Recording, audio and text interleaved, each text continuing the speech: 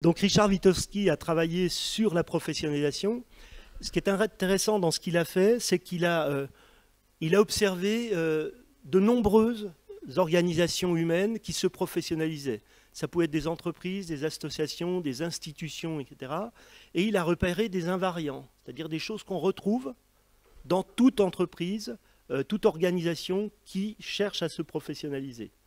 Et vous verrez que ces invariants, finalement, ils démontrent que nous, on n'est pas si particulier que ça dans tout ce que l'on agite à l'éducation nationale et qu'on peut retrouver ce qui s'est fait, par exemple, chez Total, quand ils ont voulu se professionnaliser, à la Poste, quand ils ont voulu se professionnaliser et autres.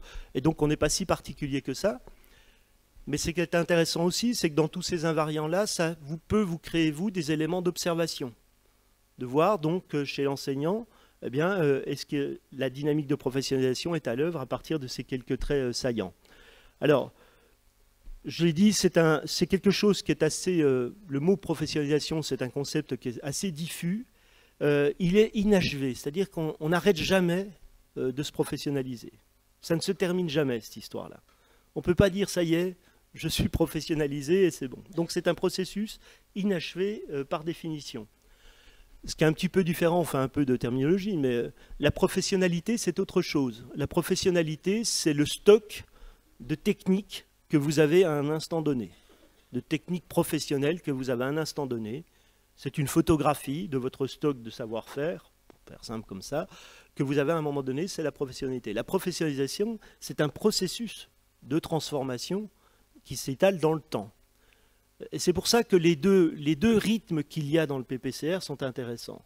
On voit bien qu'il y a un aspect processus de transformation, pour faire simple, on l'a appelé, on va dire, accompagnement.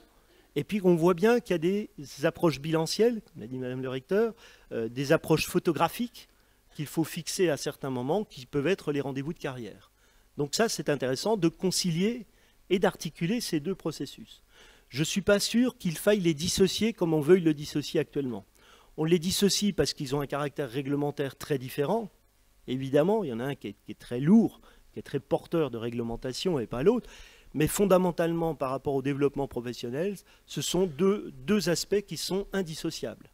On a des processus de transformation et puis on a des photographies arrêtées de temps en temps pour voir où on en est et comment on peut continuer ou pas les processus de professionnalisation. Donc ce sont deux rythmes extrêmement intéressants à articuler. Non linéaire, je l'ai dit, à temporalité complexe, ça veut dire qu'il y a des moments où on se professionnalise plus que d'autres, effectivement, c'est les biographies. À chaque réforme, il peut y avoir des occasions de se professionnaliser comme de se déprofessionnaliser, ça il faut le savoir aussi, etc. Je dis que c'est qui se vit à tout instant, ça veut dire que nous on emploie souvent le terme, vous le savez, hein, quand vous avez un plombier, quand vous avez un garagiste, quand tout ça, vous dites tiens, c'est un bon ou une bonne professionnelle, on le dit souvent. Ce qui est étonnant, c'est que moi, inspecteur, je ne l'ai jamais dit à un enseignant.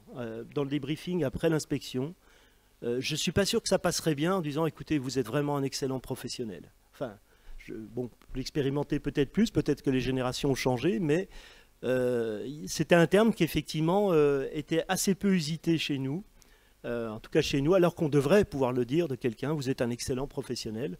Mais je ne le disais pas, moi en tout cas à titre perso, mais il y a peut-être longtemps que j'étais inspecteur et les choses ont bien changé, tant mieux. Mais il faut s'interroger pourquoi effectivement ce terme de professionnel serait peut-être parfois mal pris par un enseignant.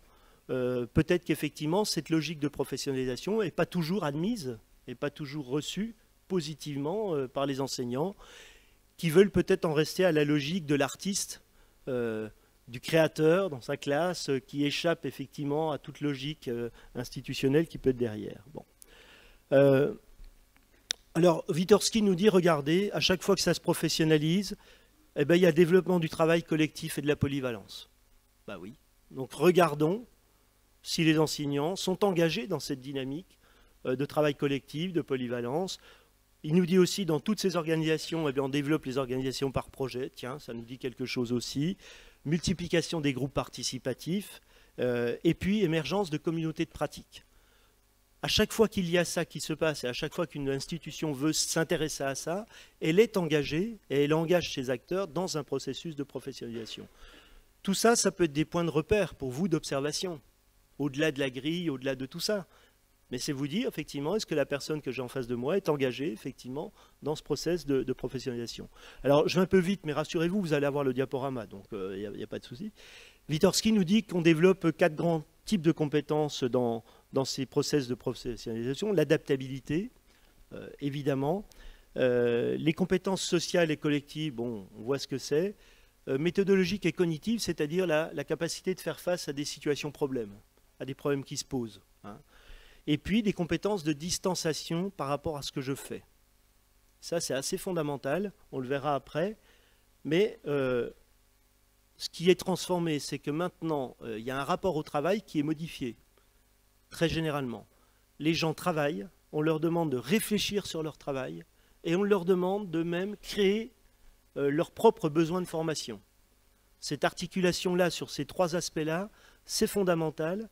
Et on voit bien qu'un enseignant, ça peut être ça va être ça de toute manière. C'est non seulement l'enseignant enseigne, mais on va lui demander de réfléchir à son acte d'enseignement.